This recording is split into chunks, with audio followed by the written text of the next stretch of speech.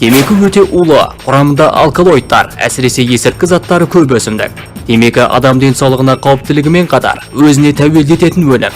Темекі түтінінің құрамында 12 мыңға жуық заттар мен химиялық қосылыстар бар. Оның 196-сы улы және 14 наркотик тәріздес. Темекі шегетіндер стенокардиямен 13 есе, миокард инфарктімен 12 есе және асқазан жарасымен 10 есе жиі ауырады. Темекі шегу өкпенің қатерлі ісік ауруын тудырады. Әлемде әр 13 секундта бір адам, әр 65 секундта 5 адам темекі кесірінен көз жұмады. Жыл сайын дүниежүзі бойынша темекі шегудің салдарынан 4 миллион адам қайтыс болады. Темекіні тастау адамның мықты ниетіне, ерік күшіне, сабыр төзіміне көп байланысты. Темекіні бүгіннен тастаңыз.